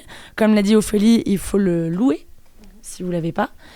Dans tout, enfin chez tous Oui, je nos sais commerces qu'il ici. y a des on- commerces à Bourdoisan qui le louent, il doit y en avoir à Vaujany. Bien sûr. Et en fait, vous vous longez sur un câble, il y a les vidéos, on a fait une petite vidéo. Ah ouais, on est a en été train de les voir là, c'est professionnels. trop beau. Et donc du coup, il faut se longer sur... Il y a des techniques particulières, il faut se longer sur le Toujours câble. Ophélie, toujours avec le sourire. Quand Toujours même, le tu vois. smile. On sent que la nana, elle a été Miss, tu vois.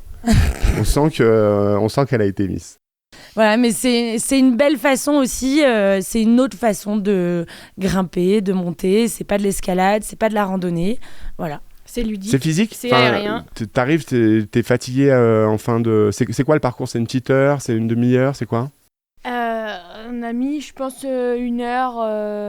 Non, nous, on a mis un peu plus parce qu'on a fait les deux. Pour vous, on a testé les deux. Il y en a 2 là-bas. D'accord. Donc, mais ça reste assez difficile. Donc, c'est classé avec des lettres. Et là, c'est D et D+. Donc, c'est des... Difficulté, difficile. C'est assez difficile. C'est D'accord. aérien. Donc, voilà. Plus il on va faut vers se le bout de renseigner. l'alphabet, plus c'est dur. C'est A, c'est facile, c'est ça? Z, ça n'existe pas. Mais Z n'existe pas, mais... mais c'est ça le Non, principe. c'est F facile, Ah, ok. etc. Enfin, c'est facile, Ah ouais, c'est vraiment, assez facile, c'est difficile. vraiment l'explication pour les nuls, avec la Ouais. lettre. Ok, d'accord, Ouais. impeccable. C'est bien. L'année prochaine, vous nous testerez d'autres trucs ? Avec plaisir. On prend rendez-vous pour l'année prochaine ? On peut tester, Avec grand plaisir. tout ce que vous Ouais. voulez, C'est ce tout qu'on qui se s'était fait en dit. Noisan. Parce que faire des chroniques sur la sexualité des animaux, des choses comme ça, on s'est dit que ça Franchement, allait les bien. escargots, quand même, on a eu beaucoup de retours. Hein. Ouais. Il y a notamment monsieur et madame escargot qui nous ont appelés en personne et qui nous ont dit tout ce qu'elles Très ont dit, c'est vrai, c'est C'est très vrai. représentatif. Ils étaient vraiment touchés par l'intention. Donc vraiment, ça a fait plaisir à beaucoup de monde, notamment aux escargots. Ils sont Très bien. de sortie Bien. en ce moment. Oui, Hein, aujourd'hui, ils sont avec très les contents, orages. c'est la fête. Mais du coup, on est très motivés pour aller tester justement pour des personnes comme toi, Alex, des choses qui sont accessibles et qui voilà. Tout ce qui se fait en Noisan. Vous restez avec nous, vous reviendrez à la fin, mais je vais vous mettre dehors 2 secondes, je vais reprendre les garçons. J'ai le droit ? Oui, bien prends sûr. qui tu C'est veux. vrai, ça vous... Non. Ça ne nous concerne c'est- pas. Max, Ceci ne c'est nous ton concerne pas. Alors, attention, messieurs, dames, sous vos applaudissements ébahis, on fait re-rentrer les garçons. Allez, cette émission évolutive continue encore. On a retrouvé les garçons, on a retrouvé Monsieur Les Max, garçons, on c'est a sympa, retrouvé C'est Richard. pas un garçon. Hein. Mais Ellie était déjà là en fait. Ah, Ouais, d'accord. je vois que t'as pas beaucoup suivi ce qui Si, se passait pendant le truc. est un garçon. Et si on retrouve Richard, c'est parce que Ricardo. Richard est très pressé, parce que pour rien vous cacher, Richard sait tout faire. Il est multitâche. Richard propose de mettre la musique et en tout cas de fournir le matériel pour la pétanque. Et là, il tombe des cordes. Donc Richard va devoir aller récupérer joue son dedans, la matériel, sécuriser son matériel, mais avant... La pétanque, ça se joue rarement. Mais non, peut-être qu'il y avait avec... des salles dedans, je sais pas. Oui, mais avec 128 équipes, ça se joue rarement dans un gymnase. Et du coup, ils font comment là Là, ils font dehors. Ah ouais. Ah Et ouais, là, mais je crois que même il y a 3 ans, c'était vraiment des héros. Ou il y a 2 ans, je sais pas, ils jouaient, il y avait à la limite une pluie-neige. C'était une catastrophe. Il y a 3 ans, oui. Mais ça fonctionnait. Ah bah, ils On ont peut- lancé comme les quoi, boules. on peut Et jouer après, à la ils sont pétanque. partis avec des boules rouillées, du coup. C'est ça. Boule rouillée et puis une cirrhose au foie parce que du coup, ils ont plus passé de temps au bar qu'à la pétanque. Mais... Alors, PA je sort de te ce laisse plat. ses propos. Je te laisse complètement ses propos. Non, Alex, c'était pas toi, pendant les vacances, ça fait partie des distractions de temps en temps, la pétanque. T'aimes bien jouer à la pétanque ? Non, pas vraiment. C'est vrai, pas du tout. Non. T'es vraiment un bon client en fait. Hein. Alors, on continue, on commence. Ellie, donc Alex nous a dit que c'était pas trop sa cam, mais c'est pas grave. On va quand même en parler et c'est important d'en parler. En ce moment, on reçoit le national de pétanque. D'ailleurs, Richard doit se libérer. Richard, vous changez, choisis ta remplaçante, au fait. Bravo. Ouais, comme ça, moi, un soutien. On dit, attends, non, par contre, je te laisse, on va juste Non, laisser mais dire à voilà, Richard au revoir à son public. Je vais dire au revoir à à son tout le monde public. puisque les émissions sont terminées. Que la bonne humeur soit avec vous et à très vite. Exact, merci Richard. Si tu vois Pierre-Alain, tu lui fais un coucou. Merci. Au fait, tu reviens avec nous. Avec et plaisir. hop, c'est reparti. Tu sais pourquoi t'es venu au fait là ? Pour T'es parler du venu, glacier. tu veux pas venir avec nous ? Ouais, viens, Roman, viens là. En fait, normalement, on va faire genre t'es invité. Je sens qu'il se Alors, passe quelque chose entre nous, Alex. C'est parti. Ouais, vas-y. C'est parti. Allez. Du coup, on a récupéré les filles puisque c'est un peu l'au revoir pour tout le monde. On a récupéré au fait, on a récupéré Roman et on va boire les paroles d'Ellie qui donc, je le disais il y a quelques instants, va nous parler de pétanque. Wow. Qu'est-ce qui s'est passé ? T'as rencontré qui, Ellie ? Parce que toi, en général, tu rencontres des Oui. grandes stars. Vous n'allez pas boire que mes paroles. En ce moment, il y a Waouh, mais les t'es prêt, paroles Alex, de ou pas quelqu'un d'autre, je Là, me ça dis- Elle précise parce que ça fait peur. Elle a dit quoi ? C'est chaud. On va boire quoi ? On ne va pas boire que ses paroles. Fais boire quoi du coup ? Bah, Elle a jamais Ah, suspense. Ah, les paroles de quelqu'un d'autre. Voilà, Oui. c'est ça. Non, mais oh là, Allez, Elle a réfléchi longtemps, elle a réfléchi Vas-y. longtemps. va droit au but. j'aurais dû. Personne n'a entendu ma blague, je peux la donc. refaire. Vas-y, Va droit au but, allez, va droit au but. Messieurs, dames, Ellie. But, la marque. But. Il y a le national de pétanque, comme tu disais, à l'Alpe d'Huez. Enfin, Oui. Sous la pluie et je sais pas trop comment Je ils s'en sens que t'as un sortent, début de mais- fou rire qui est en train de partir. Non, ça va, Non, ça ça va. va. Et donc, hier, j'ai rencontré Philippe Suchot. Philippe Suchot, il est 14 fois champion du monde de pétanque. Waouh, 14 fois, c'est énorme. Ah, mais Je crois on est qu'on un peut pays applaudir. pétanque alors. Attends, 14 fois, les gars. Ça Bah, veut dire que la Marseille, ouais. France, c'est quand même un bon pays pétanque. Ah, ben on est Ah un oui, bon pays de oui, pétanque. oui, oui. Et il a eu son premier titre en 1995 et le dernier en 2021, donc pour Ah ouais, une vraie Une grosse carrière. longue. Ouais. une grosse carrière, oui. Et donc je lui ai demandé est-ce qu'il s'attendait à arriver à ce niveau-là, est-ce qu'il l'avait prévu, enfin comment il est arrivé à être champion du monde autant de fois de pétanque. Allez, on écoute. J'ai commencé avec mon papa et mon grand-père comme ça, vraiment pour s'amuser. Ils n'étaient pas licenciés, ils ne jouaient pas du tout à la pétanque. En famille, quoi, c'est tout. Hein. On jouait de temps en temps les dimanches. Et voilà. Après, j'ai eu la chance d'avoir un club qui s'est créé chez moi. J'y étais. Première année, j'étais champion d'allié. En réalité, bon, je pense que j'avais un don. Voilà, je gagnais quand même pas mal de petits concours avec des copains à moi. Mais après, je suis tombé contre une équipe qui était Fasino voisin dans mon département, qui était champion du monde déjà, eux à l'époque. Et ils m'ont demandé de jouer avec eux. Et ça a été la chance de ma vie puisque j'ai accepté. Et après, j'ai gagné des gros concours et j'ai été champion de France tout de suite l'année d'après et champion du monde la même année. Donc ça a été un tournant dans ma carrière. Voilà, d'avoir dit oui. Et voilà. Non, il faut croiser les bonnes personnes. Waouh. Donc c'est comme ça qu'on peut devenir champion du monde, même si on est un Auvergnat, même si on n'est pas un Marseillais, quoi, en fait. Oui, il vient de l'Allier, lui. Ouais, l'Allier, c'est l'Auvergne. Oui. Mais oui, tant qu'on a un don. Si t'as un don en pétanque, tu peux devenir champion du monde et tu le resteras toi, du longtemps. coup, est-ce que t'as un petit peu taquiné la pétanque? Non, fallait s'inscrire et tout. Ouais, mais juste comme ça, t'aimes ça la pétanque, comme ça, à titre perso? Ça va. Non, ça va. Alors, si tu veux Apparemment, la pétanque, c'est pas le sport national autour des glaçons. Hein. Il y a Alex qui Pour parler de pétanque et de Maurienne, dans notre télé, on a filmé de la pétanque sur neige. De la pétanque sur neige. C'est les mêmes boules. Un peu différentes. C'est quoi? C'est genre un peu en sable et tout ça? Non, je crois que c'est des carrés de souvenirs. Des boules carrées. Ils sont chelous en Maurienne. Ils jouent aux boules carrées. Les Mauriennais, ils sont quand même forts. Revenons à notre Les filou. skis en Maurienne, ils sont comme ça là. Ils sont en criant. Je sais pas si t'as bien fait. Une très bonne promo de la Maurienne. Ouais, non, on est vraiment très. Je vous rappelle qu'il va nous inviter chez lui, le gars. Surtout, il faut que tu nous parles de la Maurienne. Après, d'abord, on va voir avec notre filou. Est-ce que tu as posé d'autres questions à Philippe? Qu'est-ce que tu voulais savoir? Qu'est-ce qu'il va nous apprendre? Oui, je vais poser d'autres questions parce que donc faut savoir qu'avec Henri Lacroix et Philippe Quintet, donc c'est d'autres joueurs de pétanque, parce que ça se joue en équipe la pétanque. Philippe Quintet, c'est la méga star. Et Philippe Quintet, il est aussi 14 fois champion du monde de pétanque. Ils sont tous les deux à égalité. Le même record. À égalité, mais ils ont souvent joué ensemble en fait. Donc ils ont eu leur titre en même temps. Ils s'appelaient même la Dream Team. Les trois. The Dream Team. Et donc, ils ont été ensemble 4 fois champions du monde, donc 3 années consécutives de 2001 à 2003. Je lui ai demandé, est-ce que quand on gagne tout le temps comme ça, au bout d'un moment, on se lasse pas un peu de la victoire, ou est-ce qu'on est toujours autant content de gagner? C'est une vraie bonne question, maintenant qu'il nous a dit qu'il avait un don. C'est plus pareil, disons que le premier, voilà, c'est l'unique, disons que c'est ce que tu veux, quoi. Puis après ils sont arrivés comme ils sont arrivés, voilà. On avait une belle équipe depuis toutes ces années, avec Philippe Quintet, avec David de Dantec, avec Henri Lacroix, Dylan. Bon, j'ai eu beaucoup de joueurs différents, mais voilà, on avait une bonne osmose, et voilà. Puis c'est toujours bien de gagner, donc ça reste toujours autant un plaisir de gagner. Vous là, les 3 autres sportifs, à part Ellie, les 3 autres qui faites beaucoup de sport ou qui participaient beaucoup au sport, dans votre vie de sportif, je sais pas, Ophé, Roman, dans votre vie de sportif, vous avez fait de la compétition. Est-ce qu'il y a une lassitude là, comme posait la question, ou comme posait Ellie, enfin la question que posait Ellie, est-ce qu'il y a une forme de lassitude, ou est-ce que même quand on gagne, après on a envie de regagner la même compète, etc. Alors moi, il n'y a pas de lassitude de la gagne parce que je... T'as jamais gagné. J'ai rarement gagné. Donc... Attends, je vais refaire ma question. C'est plutôt l'envie du coup de l'échec. Je vais refaire ma question. Quand on gagne l'élection de Miss Suez ou de Miss Oisan, de Miss quoi? C'était Miss Suez? Non. Miss Pays d'Oisan. Miss Pays d'Oisan, s'il te plaît. On est largement au-dessus. Est-ce qu'on a envie de remettre son titre en jeu? Je sais pas, moi j'ai vraiment pas fait ça. Ouais, c'était marrant, c'était bien. Mais après, de toute façon, ça s'est arrêté. Donc, c'est pour ça qu'on aimerait bien le remettre en route. Vous avez peut-être un animateur et une émission pour le remettre en route. Peut-être. Mais moi, vraiment, si je pouvais être Jean-Pierre Foucault quelques instants. Après, là-dedans, je sais pas trop s'il y a du défi, tu vois, c'est pas comme un défi sportif. Non, bien sûr, je faisais le parallèle un peu en blaguant. Roman, toi non plus, aucune victoire à ton palmarès? Rappelle-toi, en cadet. Mais Roman est très combative. Ouais. Non. Par contre. Ouais.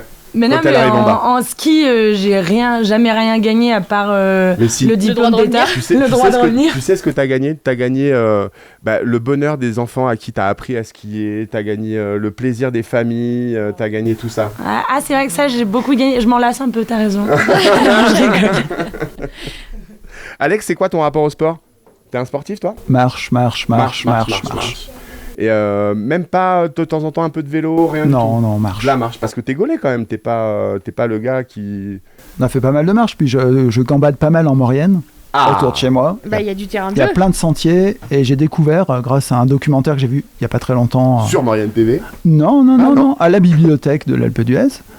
De Hervé Péan, si je dis pas de bêtises, sur les cantonniers, ce qui m'a permis de revoir les cantonniers. Et j'ai vu quand même pas mal de beaux sentiers par chez vous. Tu te régales en fait, hein, t'aimes bien, tu vas chercher la culture, tu vas chercher tout ça, c'est bien. Donc, juste j'ai une question pour Vas-y. Alex. Du coup, toi, t'es natif de la Maurienne?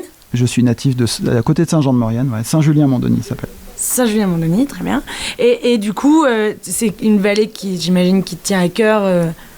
Non seulement elle me tient à cœur, mais en plus, comme on le disait tout à l'heure, j'ai cofondé une chaîne télé qui s'appelle Maurienne TV. On a lancé ça en 2010 avec le soutien d'une communauté de communes, donc Cœur de Maurienne-Arvent, qui est autour de Saint-Jean-de-Maurienne. Oui, excusez-nous, vas-y, continue avec Et la mission, les valeurs de cette télé, donc moi je suis aussi président d'une association qui s'appelle Maurianisez-vous, qui est une marque pour se maurianiser. Ah oui. Il n'y a pas oisiniser. Il faut faire oisiniser. Oisiniser, ça sent l'ingénieur en communication. Oisanésie. Et globalement, oui, cette vallée, comme ici d'ailleurs, elle a vraiment besoin d'être valorisée et d'être rendue attractive. Parce qu'on a effectivement 2-3 petits défis. On a aussi, nous, fait sur Maurienne TV l'année passée un reportage sur le glacier de Saint-Sorlin, ou glacier de l'Étendard, ça dépend de comment on l'appelle, qui est Juséar. Alors lui, il faudra aller faire son enterrement vers 2050, a priori, d'après les papiers. Mais vu l'année qu'on vient de passer, ce sera peut-être avant. En tout cas, il y a pas mal de défis, pas mal de choses chez nous comme ici, je pense. Et cet axe de valorisation, d'être positif, de dire qu'on est dans des endroits super cool. Ici aussi, c'est cool, hein, vraiment. T'as pas le droit de dire autrement, de toute façon. J'ai pas le droit de dire autrement. Donc ouais, c'est vraiment, il y a plein de choses à faire en montagne. Et là, moi, la randonnée, j'adore parce que c'est la zone lunaire là-haut. Alors, je suis pas très bon sur le nom du col, mais vers le lac Blanc, le lac de la Fare. Je trouve cet endroit, on se croit sur Mars ou sur la Lune, quoi. On voit des couches géologiques, on voit tout un tas de choses. C'est génial, quoi. Ok. Et du coup, là, et toi, t'es cofondateur de Maurienne TV. Oui. Est-ce que tu fais partie, enfin, on peut te voir à la télé à Maurienne TV ou... Très peu. Très peu.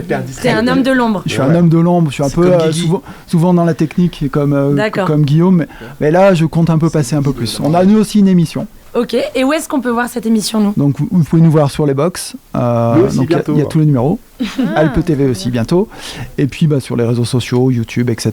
Donc il y a tous les contenus de Maurienne TV qui sont faits. Alors nous, on est un peu différent de Alpe TV, on a une partie collectivité avec des salariés, et nous, on a des bénévoles à côté qui font surtout des interviews.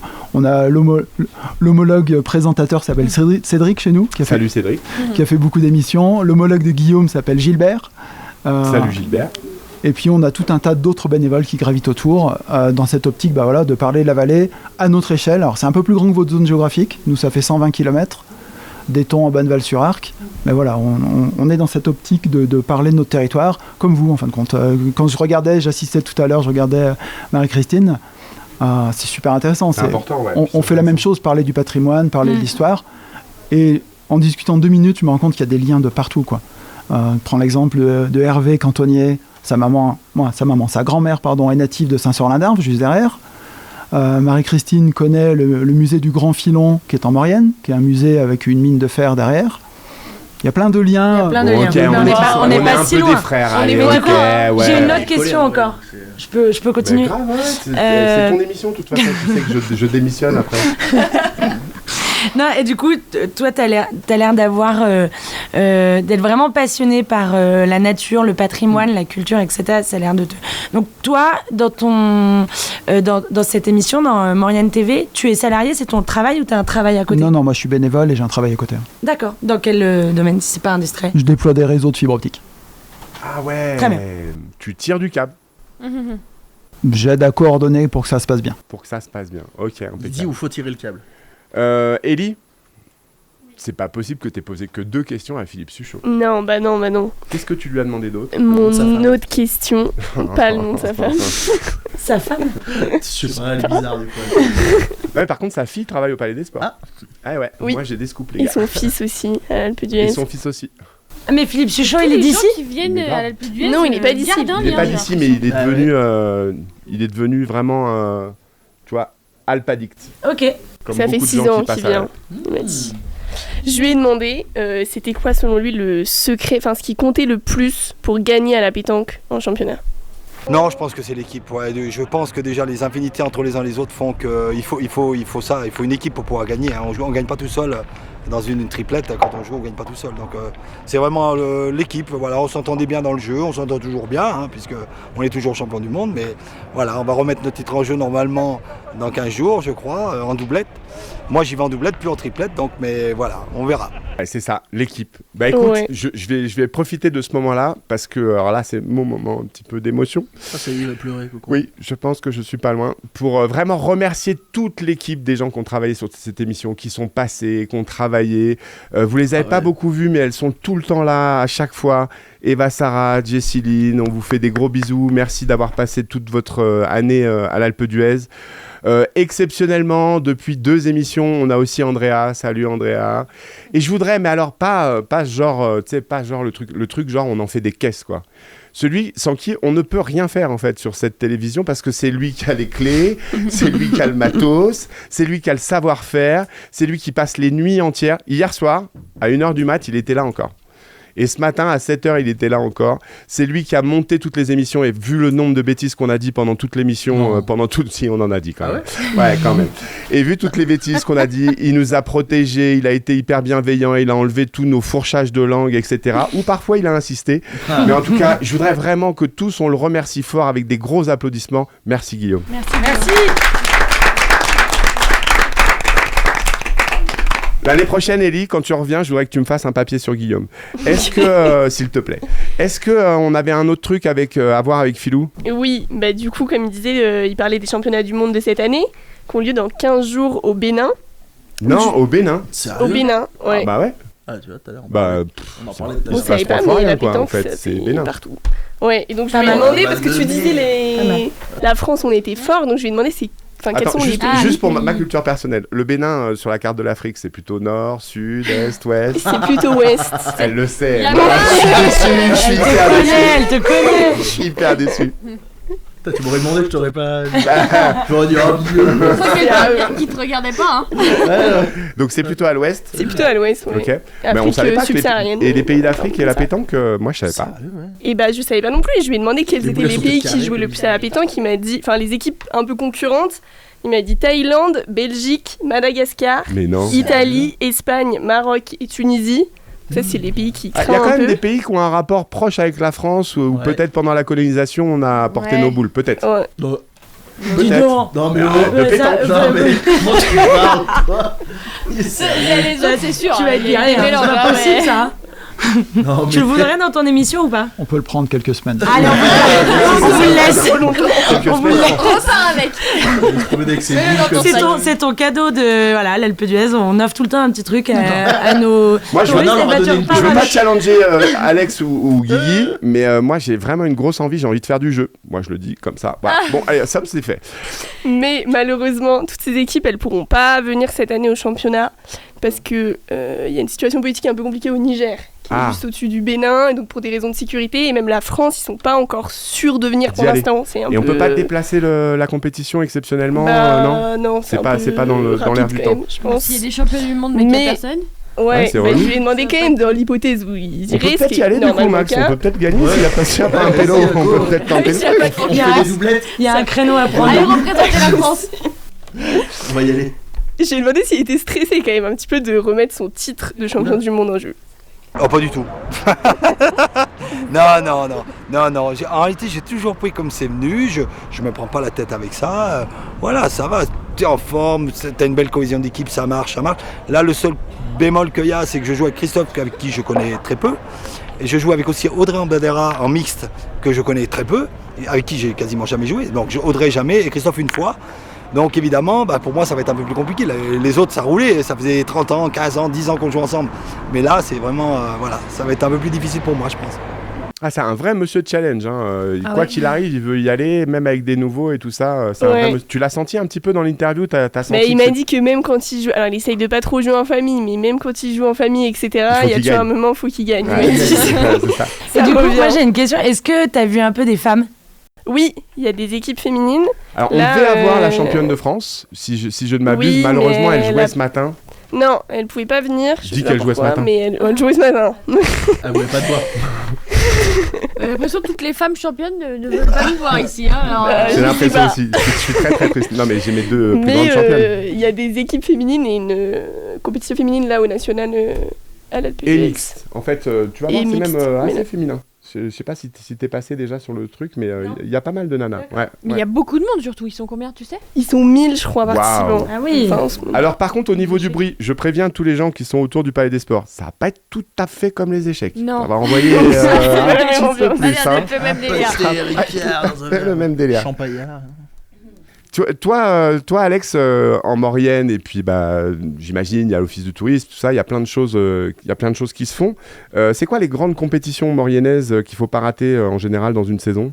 Là, actuellement, c'est le vélo surtout. C'est le vélo. Là, on a le Tour de l'Avenir qui passe en Maurienne ces jours-ci. D'ailleurs, ça va être un peu compliqué pour eux. Mais les d'ailleurs, conditions. comment t'as fait pour être là, toi? Tour de l'avenir. Bah non, mais c'était la semaine de la pétanque carrée. Ah, ok, d'accord. Ah oui, la pétanque carrée. Du coup, Priorité. il y avait des priorités. Quoi. Beaucoup de trail aussi. Pas mal de ski comme Bien sûr, ici. bien sûr. Et puis, on a des compétitions un peu nouvelles qui arrivent.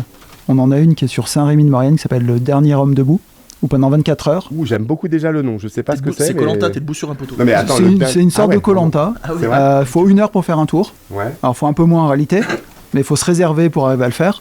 Et c'est quelle est la personne qui arrive en dernier, À faire le plus de tours. le plus de tours. Mais Sur c'est le- soi-même?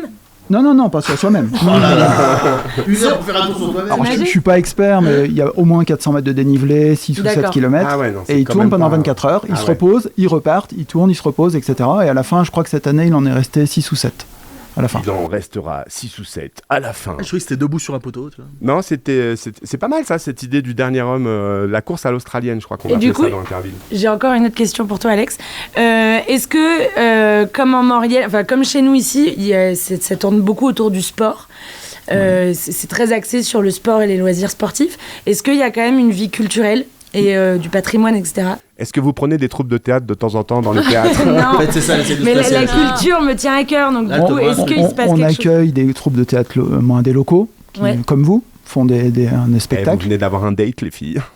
Il y a du théâtre, il y a tout un tas d'animations culturelles du territoire, les 15 août, de partout, des costumes. Il y a pas mal de choses qui sont comme ici, des musées. On a un musée à Saint-Jean-de-Maurienne qui est assez connu, le musée de l'Opinel.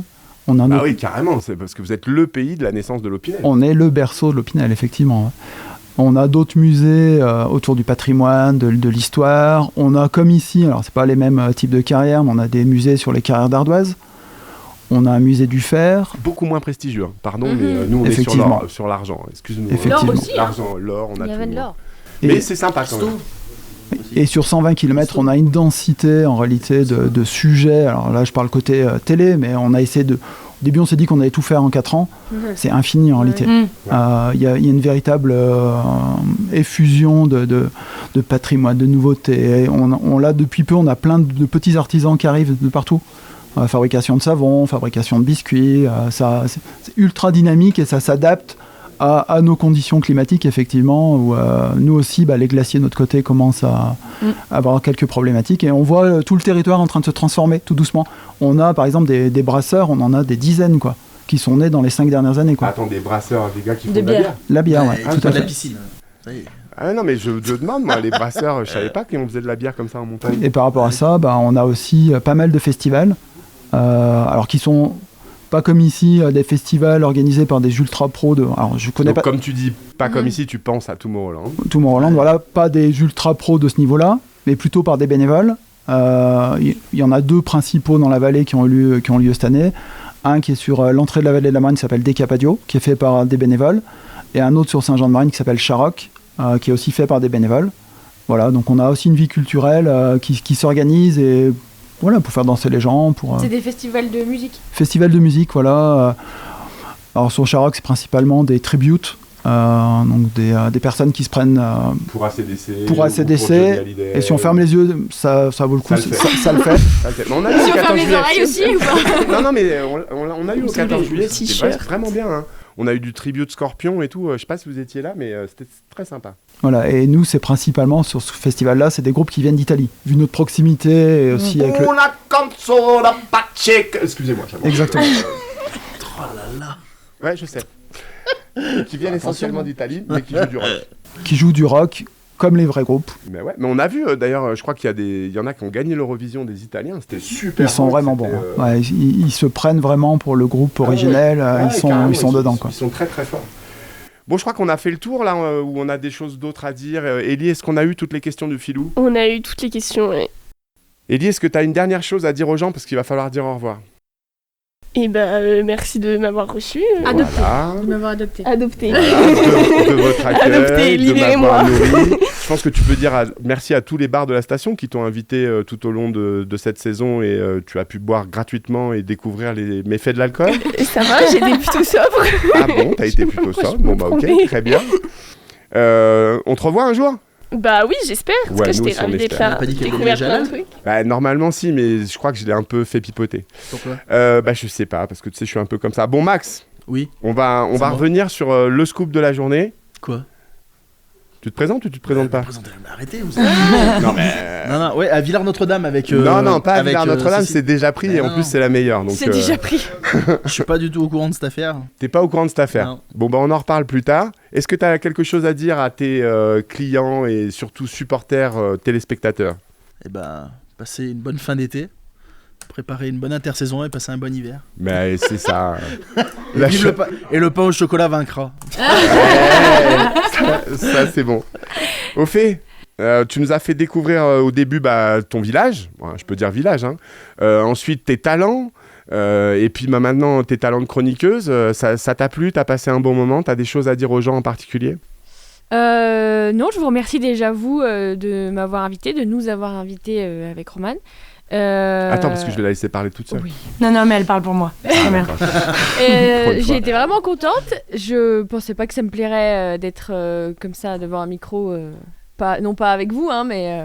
C'est peut-être le côté assise. Ah, c'est ça. Et je serai ravie de revenir et j'espère à bientôt. Et nous aussi. Et on t'embrasse et on dit à bientôt. Romane, jeune fille, est-ce que vous avez quelque chose à dire aux téléspectateurs ? Au fait a tout dit. Non, j'étais aussi très contente d'être là. Je savais que ça allait me plaire et j'ai pas été déçue. Il y a une équipe fabuleuse derrière, donc c'est chouette. On a reçu à chaque fois des gens très intéressants. C'est vrai. Voilà, et puis c'est vrai. On a eu plein de champions du monde, on a eu des vacanciers, on a eu tout ça. Donc c'est top, j'espère que ça va continuer avec l'appui des gens qu'il faut pour que ça continue. Et voilà. Vous m'avez compris ? On t'a compris. Voilà, donc merci. Merci à toi. Alex, je vais en profiter pour te donner presque le dernier mot, parce qu'après on va faire revenir tous ceux qui étaient là. Qu'est-ce que t'en penses ? On continue, nous ? Ou toi, tu as un regard extérieur et tout ça ? Vous êtes à fond, vous êtes en super forme, c'est génial. C'est une super ambiance, ça donne vraiment envie. Puis je vous ai trouvé une petite punchline, j'ai réfléchi en regardant le titre. Longue vie à Autour des glaçons, l'émission qui ne font pas. Mais waouh, le gars, Richou, viens nous voir, on applaudit fort, Richou. C'est parti, on danse.